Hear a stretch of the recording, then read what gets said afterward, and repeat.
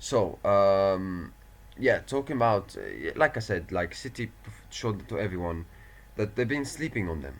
They've been sleeping on them. A lot of people saying, Liverpool, Arsenal, Liverpool, Arsenal. Um, and yeah, Arsenal have signed a striker, Joker, which we've been crying, Arsenal fans have been crying out for. But at the same time, other teams have strengthened. City have strengthened as well. Let's not forget. Liverpool have had a great transfer window, but City have strengthened. They also kind of strengthened in the January transfer window. So yeah, and I think this City team is not only building for now. They're not building this team for now. They're building for the future. They're signing those players for the future. And City, yeah, it was a very, very good performance for them, quality performance, and a great way to start the season for them. Clean sheet as well. Good performance from the goalkeeper, James Trafford. So it was a near perfect day for Manchester City, I have to say. So well done. And that's surely Edison is gone now. I think with the way that James Trafford performed in this game, it would make no sense for City to sign Donnarumma. No sense.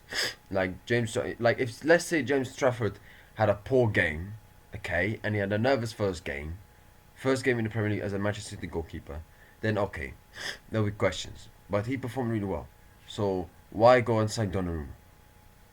Make no sense because Guardiola likes goalkeepers that play in their feet, and they just signed James Trafford. So come on. Let's move on to La Liga, where it was obviously La Liga started, and of course, the controversy started. Of course, this is La Liga, my friends. You know, there's always has to be controversy in La Liga. You know, always controversy. Um, but anyway, goals from Rafinha, Ferran Torres, and Lamine Yamal. Red cards for Meloroca, Morlanes, and Moriki. The first goal, Lamine Yamal, Rafinha, good finish, good goal from Barcelona. Second goal, I've had people complain about it. I've had saying that the referee should have blown the whistle. He should have made it, stop the game. No, no, why? And by the way, Mallorca players should have played to the whistle. You play to the whistle until you don't play to the whistle. Like, why did those Mallorca players stop? I don't know. He should have played to the whistle. They thought like the referee had blown the whistle, but he didn't blow the whistle. They didn't play to the whistle, those Mallorca players. So as much as blame as they want to make, because um, there's a shot happened, okay, happened, and then the ball went to the head of it hit in the head of Mallorca player, and he went down. This kind of things happen, head injury, etc. This kind of things happen. I remember Italy in the Euros in the past. I remember they scored a goal when Immobile was down. They scored a goal against Belgium, and and the referee didn't give it as a foul. He played on. So, you know, um, I don't know why Mallorca players and people say that should have considered given it as a foul. No, no. Why? You should play to do, and that was not a foul. It was a header. It was unlucky. So and yeah, okay, Barcelona wanted to score the second goal, but you should also blame, the Mallorca players for not playing to the whistle. So otherwise, if they played to the whistle, potentially that second goal wouldn't have happened. So yeah, and then they suffered two red cards. The first one, it was a second yellow, deserved red card. Okay, second one was also deserved one. The guy clattered in the face of the Barcelona goalkeeper, who, you know, the Mariki.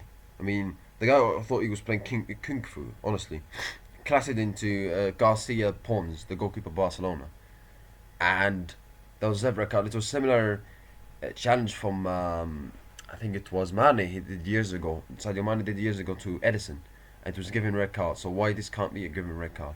So the right decision, and then Mallorca lost their heads. Third goal from what's his name? Lamine Yamal. Yeah, what's his name? I forgot about him. um, but Barcelona, good win, good performance, good result. I've seen people saying, "Oh, it was a robbery." No, it was not a robbery. All of those, the two red cards were right decisions, and the second goal that Barcelona scored from Ferran Torres, you should blame the Mallorca players for not playing to the whistle. So I don't know. I don't know where is this. Oh, Mallorca should be felt hard done by. So, but again, like they love people love controversy in Spanish football. They love it. They love it always. There's always has to be controversy.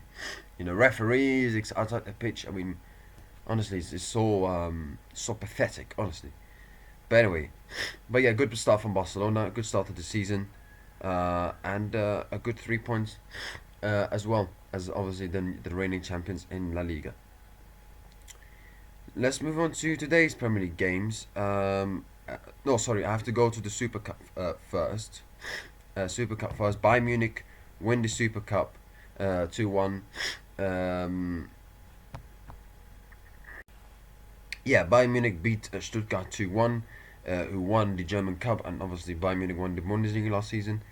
Bayern win 2-1, goals from Harry Kane. Luis Diaz, who played in his first game as a Bayern Munich player, joining from Liverpool. Jamie Lewin got the consolation goal in the end, but Bayern Munich win the German Super Cup, and yeah, it's a good start to the season, winning your first trophy, winning the first trophy of the season. It's kind of like a community shield, you know, getting the boost and confidence out of the real thing starts, the Bundesliga, the Champions League for Bayern Munich. Luis Diaz scoring the second goal, and obviously they dedicated that goal to Diego Jota, because he celebrated in the PlayStation way, you know, as Diego Jota always like to do, as they were former teammates at Liverpool. But yeah, Bayern Munich, but yeah, that's classic from Luis Diaz. But yeah, Bayern Munich, good win, good result. They won the Super Cup, and yeah, well done. Another trophy for Harry Kane as well. So yeah, he's now a Silvio Trophy winner, isn't he? So yeah, but yeah, well done to Bayern. Let's move on to today's Premier League games. Nottingham Forest versus Brentford.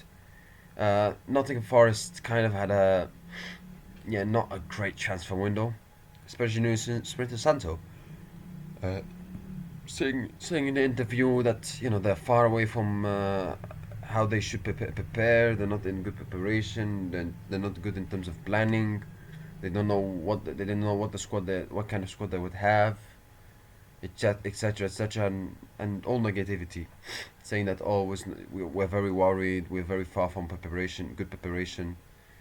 It's not what you hear. It's not what you want to hear from your coach at the start of the new season. So I wonder what Nottingham Forest fans think about that, because you don't want your coach to say that ahead of the start of the season, considering they had a great season last season, and they're going to play Europa League football.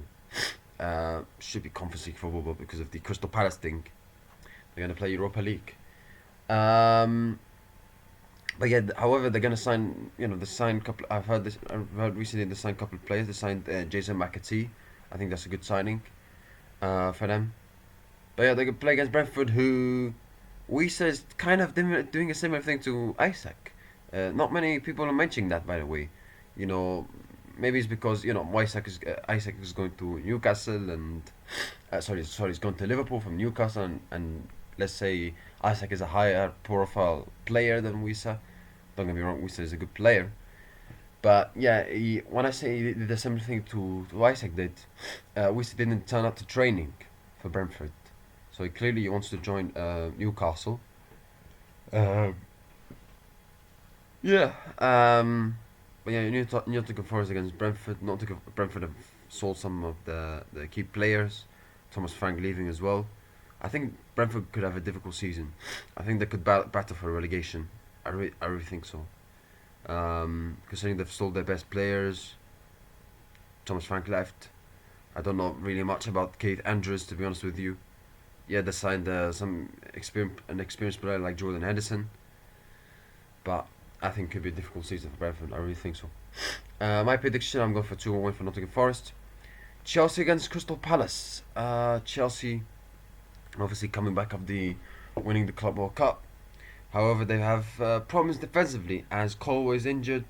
Tosin is also injured as well. He's not going to play in this game.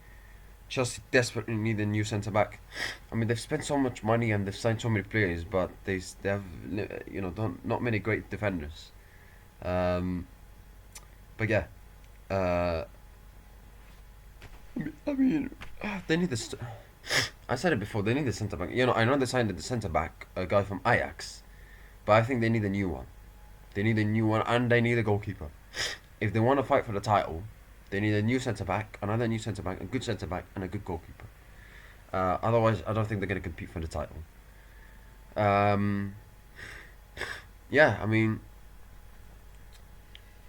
yeah, obviously Crystal Palace, when they won the Community Shield, they're still going to play in the Conference League despite that appeal. But yeah, they've had a good couple of months winning the Community Shield, winning the FA Cup, despite on the pitch stuff, but off the pitch obviously it's not been great. They've managed to keep some of their best players. As they could still go to Tottenham, though. Um, but yeah, I don't think it's going to be a difficult game. I think it's going to be a difficult game for Chelsea. I think Crystal Palace will make it difficult.